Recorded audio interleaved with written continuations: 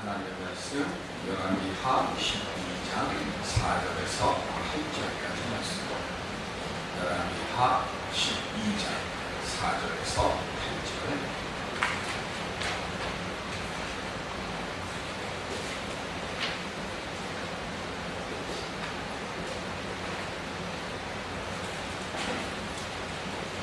요아스가 제사장들에게 이르되 여호와의 성전에 거룩하게 하여 드리는 모든 은, 곧 사람이 통용하는 은이나 각 사람의 몸값으로 드리는 은이나 자원하여 여호와의 성전에 드리는 모든 은을 제사장들이 각각 아는 자에게서 받아서 성전의 어느 곳인지 가성된 것을 보거든 그것으로 수리하라 하였으나 요아스 왕 제23년에 이르도록 제사장들이 성전에 파손한 데를 수리하지 아니하였는지라. 요아스 왕이 대제사장 여호야다와 제사장들을 불러 이르되 너희가 어찌하여 성전에 파손한 데를 수리하지 아니하였느냐. 이제부터는 너희가 아는 사람에게서 은혜를 받지 말고 그들이 성전에 파손한 데를 위하여 예의하라. 제사장들이 다시는 백성에게 은혜 받지도 아니하고 성전 파손한 것을 수리하지도 아니하기로 동의하니라. 아멘. 주님께서 우리를 사랑하십니다. 그 사랑 의지하고 기쁨으로 살아갈 수 있는 우리 모두가 될 수 있기를 주님의 이름으로 기원드립니다. 오늘날 한국 기독교가 세상으로부터 많은 비판을 받고 있습니다. 기도하면서 언제부터 우리 한국 기독교가 이렇게 세상을 이끌어가고 인정받던 모습에서 비판을 받는 모습으로 변했을까 하고 생각을 해보다가 거의 30년쯤 된 것 같습니다. PD 수첩에서 한 대형교회에 건축하는 그거를 한번 반영을 한 적이 있습니다. 교회가 대형화되어지면서 대형 건물을 건축하고 그리고 여기에 많은 관건, 금거리 동원되고 그리고 부착된 일들이 나타나고 언론에 노출되면서부터 그 다음부터 세상이 교회를 바라보는 눈이 좀 차갑게 변해진 것 같아서 느껴졌어요. 박정희 전 대통령하고 동양에다가 초등학교 동기 동창이고 그리고 동네 교회를 어려서 함께 다녔던 아주 절친한 사이였던 고 김삼수 목사님이라는 분이 계십니다. 저 대구 경북 지역에서는 아주 존경받는 우리 교단의 큰 어르신이었어요. 근데 이 김 목사님이 어느 날 모임에서 일상적인 얘기를 하던 중에 박 대통령이 묻습니다. 삼수 형은 요즘 무슨 일로 바쁘신가? 하고 물었어요. 그랬더니 김삼수 목사님이 말씀하기를 교회를 다시 지어야 하는데 이게 여간 어렵지 않다고. 그랬더니 박 대통령이 하는 말이 그거 내가 그냥 지어줄게 하고 한마디 툭 던졌습니다. 교회를 지어주겠다고 하는 대통령의 그 말 한마디. 그런데 그 말에 김삼순 목사님은 이렇게 대답을 하십니다. 교회는 그렇게 짓는 게 아닙니다. 교회는 교인들의 정성과 헌금으로 지어야 그게 진짜 교회죠. 하고는 대통령의 제안을 이런 지하에 거절합니다. 그리고는 보릿고개의 가난 가운데서도 교인들의 헌금 작지만 아담하게 교회를 짓습니다. 그 교회가 대구 성남교회. 지금은 그 김삼순 목사님이 건축하고 난 뒤에 2번 바뀌었어요. 그리고 지금은 재개발을 해서 아예 그 교회에 흔적이 없습니다.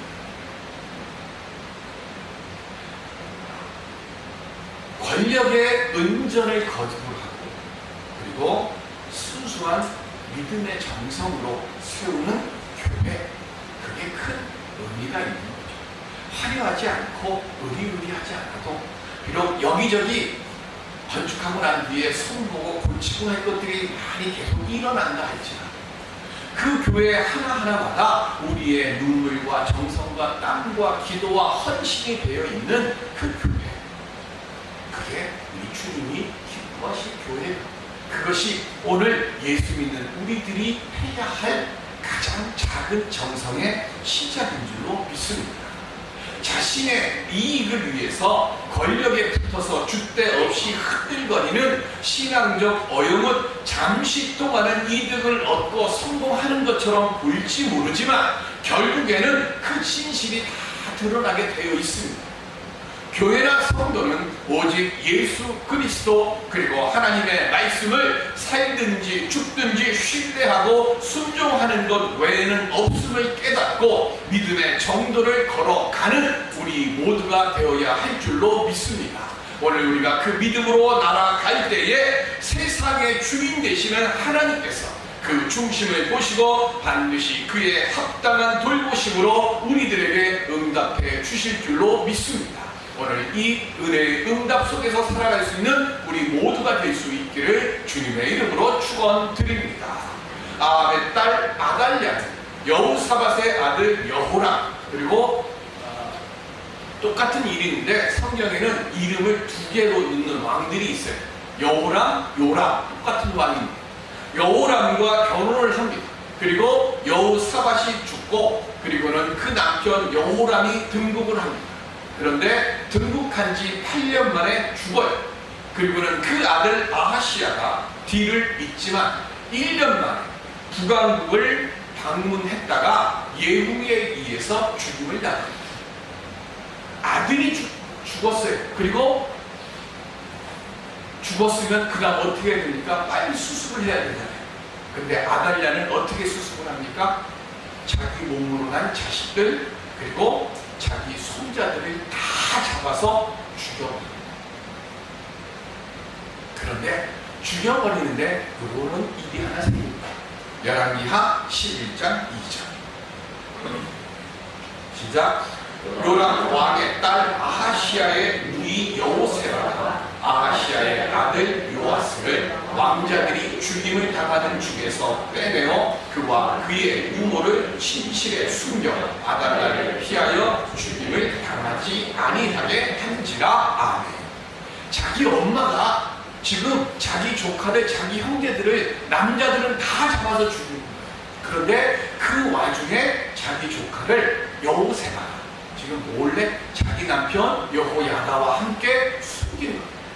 그리고 숨긴 이 요아스를 대제사장이 여호야다는 성전에서 몰래 6년 동안 키운 거에 됩니다.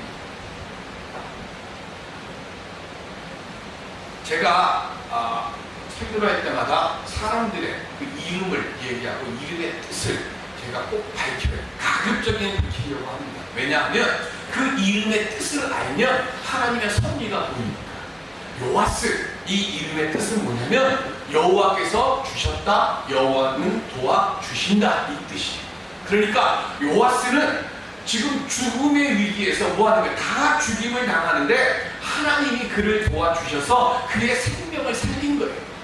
그런데 이 요아스, 하나님께서 여호와께서 도와주신다고 하는 이름의 이 조카를 살린 여호세바, 이 이름의 뜻은 여호와는 맹세이시다.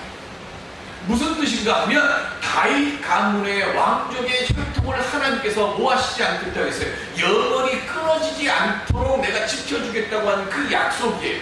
요시아라고 하는 이 요아스라고 하는 이 왕자가 없어져 버리면 어떻게 돼요? 다윗의 혈통이 끊어지는 하나님의 약속이 깨지는 거예요. 그래서 지금 여호세바 뭐예요? 하나님의 그 맹세의 언약을 지키기 위해서 자신의 목숨을 걸고 자기의 조카 요아스를 살린 거예요.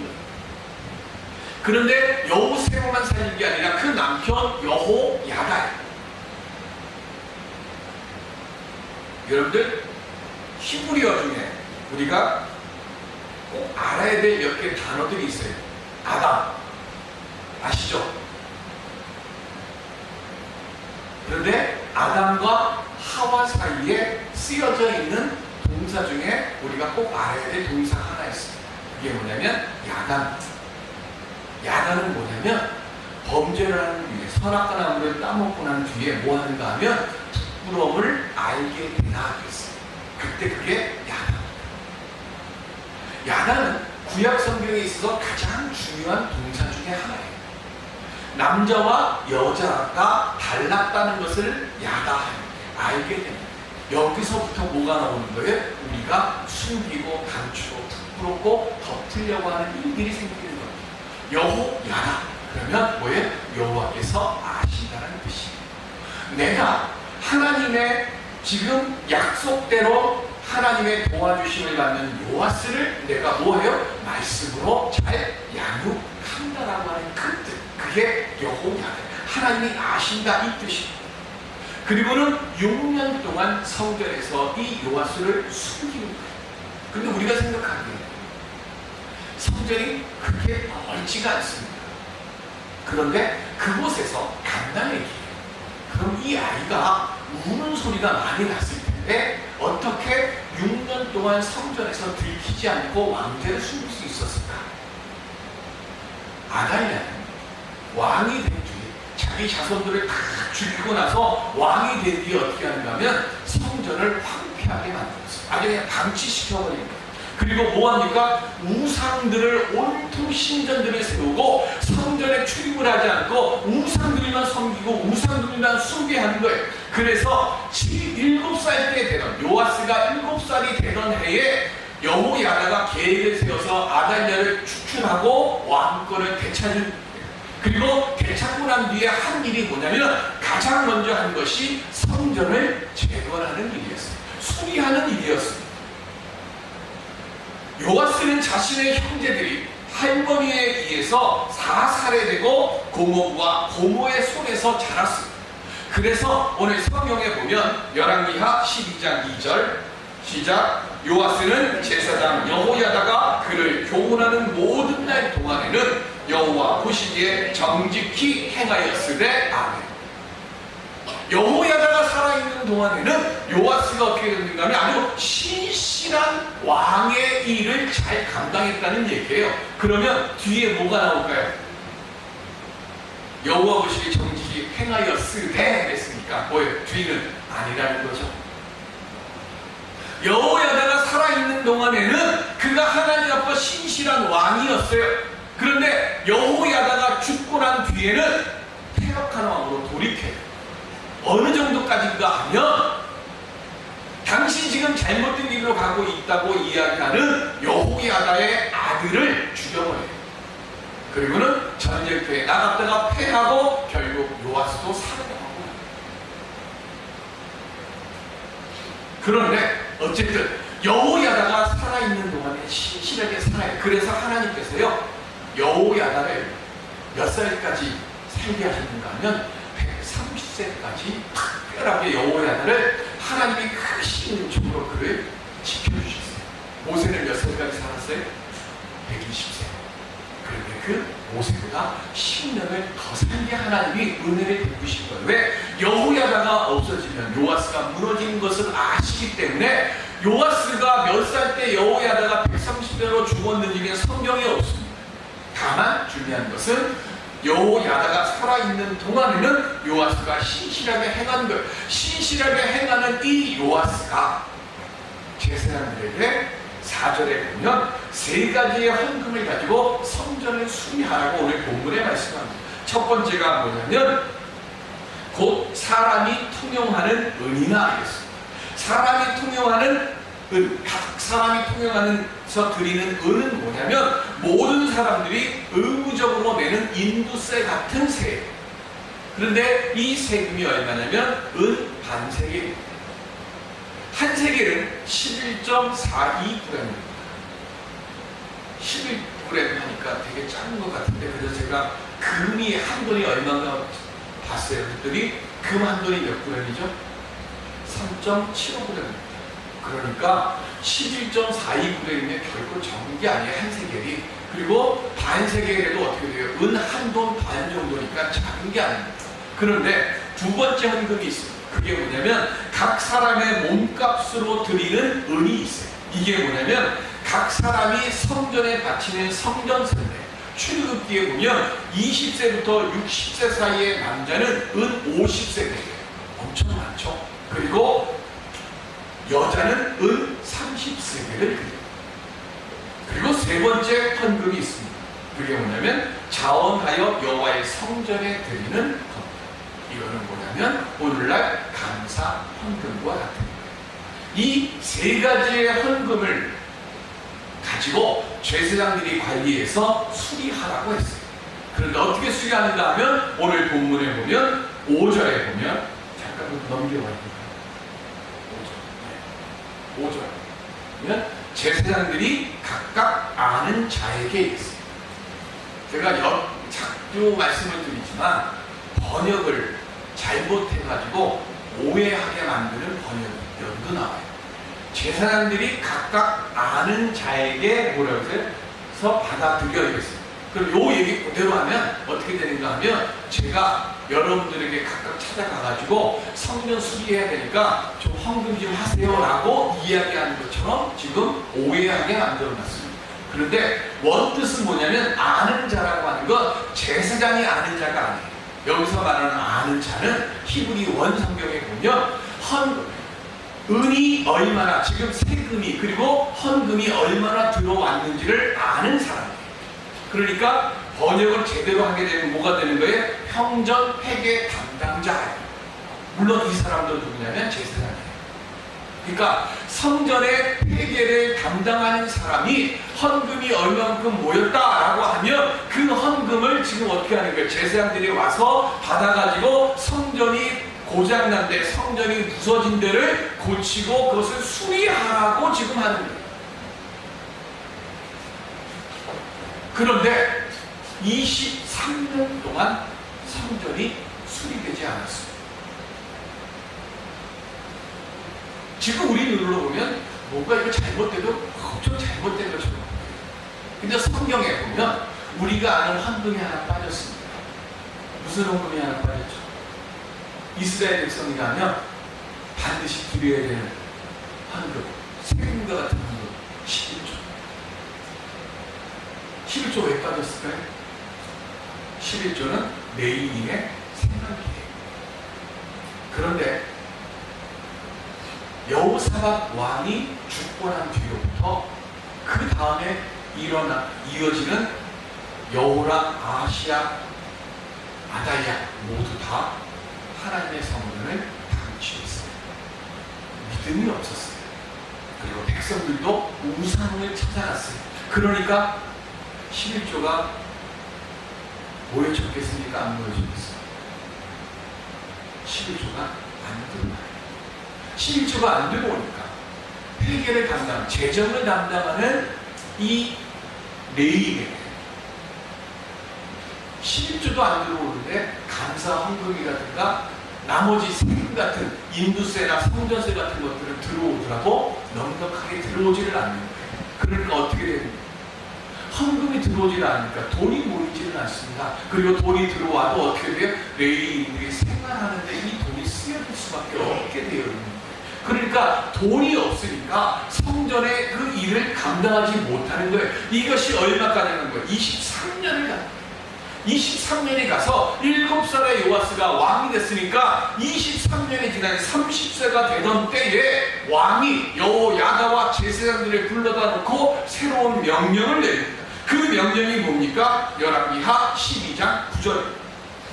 시작. 제사장 여호야다가 한 궤를 가졌다가 그것의 뚜껑에 구멍을 뚫어 여호와의 전문 어기 오른쪽 곧 제단 옆에 두매 여호와의 성전에 가져오는 모든 은을 다 문을 지키는 제사장들이 그 궤에 넣더라. 아멘. 이제부터는 뭘 하는가 하면 제사장들이 헌금을 직접 받지 말라고 하는 거예요. 그리고 성경에 최초로 뭐가 등장했습니까? 헌금함. 이때부터 헌금함이 들어오는 거예요. 그래서 신약시 때 예수님이 뭐예요? 동전, 과부의 두 랩던 소리를 들으시게 되는 역사의 시작이 누가 한 거예요? 여호야다가 시작한 거예요. 그렇게 헌금함을 놔두니까 그때부터 백성들이 성전에 들어오면서 그냥 들어올 수가 없어요. 그래서 헌금함에 비로소 헌금하기 시작해요. 그랬더니 헌금이 모여지기 시작해요. 헌금이 모여지면서 그때부터 왕의 서기를 비롯한 재정관리자와 현장 일꾼들, 목수, 미장이 석수에게 물자를 구입하도록 직접 전해주면서 성전이 수리되기 시작합니다. 여기서 우리가 알아야 될 겁니다.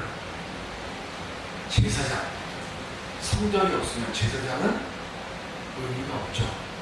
성전이 있기 때문에 제사장이 있는 겁니다. 네, 제사장은 오늘날의 목사를 얘기하는 게 아니에요. 제사장은 기름 부음 받은 자들이에요. 그러면 오늘날 우리 교회를 치면 목사, 장로, 권사, 또 찬양단. 찬양단 누가 하죠? 아무나 합니까? 우리 교회는 세례교인들만 세례교인들이 성가대를 하도록 되어 있습니다. 어디든 다. 찬양단도 마찬가지죠. 원래 옛날 성전에 못질하는 것도 누가 했어요? 제사장이 하는 겁니다. 레위인들이 하는 거예요. 그러니까 아무나 성전 물건을 못 만지게 돼 있어요. 오늘날의 관리 집사도 마찬가지로 옛날 치면 레위인이고 제사장이에요. 그런데 그 일들을 지금 누구에게 맡긴 거예요? 성전 물건에 만질 수 없는 목수나 석수나 미장이나 이런 사람들에게 만지게 바뀐 거예요. 뭐 일반 사람들이 존귀하지 않았던 사람들이 무엇으로 바뀐 거예요? 존귀한 자로 바뀐 것입니다. 사람의 존귀함은 주어지는 것도 있지만 만들어가고 지켜가는 것도 있어요. 링컨 대통령이 9살 때 어머니가 세상을 떠납니다. 그때 링컨 대통령에게 이 링컨 대통령의 어머니가 성경책 한 권만 유품으로 남겨주면서 이렇게 유언을 합니다. 내 아들아, 이 성경책은 나의 부모님께 받은 책이다. 내가 여러 번 읽어서 많이 나이 같지만 우리 집에 값진 모배다. 내가 너에게 100에이커, 우리 식으로 얘기하면 약 12만 평 정도의 땅 대신에 그걸 물려주는 것 대신에 이 낡아 빠진 한 권의 성경책을 물려주는 것을 나는 진심으로 기쁘게 생각한다. 너는 성경을 읽고 성경 말씀대로 살아가는 사람이 되어다오. 하나님을 사랑하고 이웃을 사랑하는 사람이 되어다오. 이것이 나의 마지막 부탁이다 라고 유언을 남겼습니다. 정규교육을 제대로 받지 못했고 자랐던 그 링컨은 삶을 살아가는 순간순간이 고난의 연속이었어요. 그런데 어머니가 주신 그 성경을 통해서 희망을 놓지 않았고 마침내 그가 이루고자 하는 그 일을 이룹니다. 우리 잘 아는 거 있죠? 몇 번 떨어졌어요? 16번 떨어지고 17번째 도전 만에 그 꿈을 이루었습니다. 그렇게 넘어지고 또 넘어지고 해도 포기하지 않았던 이유가 뭡니까? 에브라임 링컨은 이렇게 고백합니다. 나는 성경이 하나님께서 인간에게 주신 가장 큰 선물이라고 믿습니다. 나는 하나님의 선물인 성경의 보화를 캐기 위해서 날마다 성경을 묵상합니다. 이 성경 속에는 예수 그리스도의 모든 값진 보화들이 다 들어있기 때문입니다. 링컨은 보잘것없는 가정에서 보잘것없는 교육을 받으면서 살았지만 믿음과 하나님의 말씀을 묵상하고 그 뜻대로 살고자 하여서 존귀한 자가 되었어요. 요아스 시대 때 제사장들은 존귀한 자들로 태어났습니다. 그리고 지내왔습니다. 하지만 자신들에게 주신 직책을 여러 가지 이유 때문에 그걸 온전히 감당하지 못했기 때문에 결국은 그 존귀함을 빼앗기고 말았습니다. 주님의 일을 하는 우리 모두가 꼭 알아야 할 것들, 내 이익을 따지면서 주님의 일을 하지 말아야 하는 것. 하나님께서는 자기의 이익을 생각하며 주의 일을 하는 사람의 것은 빼앗아 가시기 때문에 그렇습니다. 사람 말고 하나님을 의지하며 살아가는 우리들이 될 수 있기를 바랍니다. 존귀함은 만들어지는 것보다 만들어가고 지켜가는 것이 중요해요. 예수 그리스도께서 하늘 보화를 버리시고 우리에게 오셔서 십자가를 지고 우리를 구원하시는 위대한 일을 행하셨습니다. 그리고 예수님은 가난하고 병들고 소외된 이들을 찾아가셨고 그리고 그들을 사랑해 주셨고 위로해 주셨습니다. 그리고 마지막으로 뭐라고 말씀하십니까? 너희도 이렇게 하라고 명하셨습니다. 생각만 하거나 말만 하지 말고 작고 연약하지만 내가 할 수 있는 일, 내가 해야 할 일을 감당할 수 있는 오늘 우리들이 될 수 있기를 바랍니다. 먼 데서 찾지 마시고요. 우리 예배 드리는 자들 안에서, 우리 가족들 안에서, 내가 아는 사람들 안에서 작고 연약하고 부족하고 모자라서 그가 실수하고 잘못되고 눈물을 흘리고 아파할 때 말로 무엇이라 비난하고 말로 무엇이라 그를 돕는 것이 아니라 내가 행할 수 있는 일, 작은 일 하나, 그의 눈물 닦아주는 일, 그에게 작은 반찬 하나 갖다 주는 일, 힘들죠? 우리 함께 기도합시다 하며 그렇게 사랑의 마음을 전해주고 건면할 수 있는 오늘 우리들이 될 수 있기를 바랍니다. 예배 참석, 말씀과 기도생활, 전도와 봉사 사역 등 성령의 감동을 따라서 내게 주어지는 일을 열심히 행하십시오. 저 사람은 마땅히 이 일을 감당할 수 있는데 왜 하지 않느냐 하면서 비난하지 마시고요. 그 사람의 목까지도 하나님 내가 감당할 수 있게 능력 주시옵시고 하나님 내게 은혜 주시옵소서 기도할 수 있는 오늘 우리들이 될 수 있기를 바랍니다. 오늘 우리가 그렇게 믿음으로 감당하려고 행할 때에 그때야 하나님께서 우리를 존귀한 자로 만들어 주실 줄로 믿습니다. 오늘 우리가 그렇게 존귀한 자의 믿음으로 살아가려고 다짐하고 기도하고 하나님 앞에 고백할 때 그때 우리 가정과 우리 교회에 하나님이 주시는 복된 역사, 부흥의 역사가 응답으로 임재하여 주실 줄로 믿습니다. 오늘 그 은혜의 역사 만들어갈 수 있는 우리 모두가 될 수 있기를 주님의 이름으로 축원드립니다.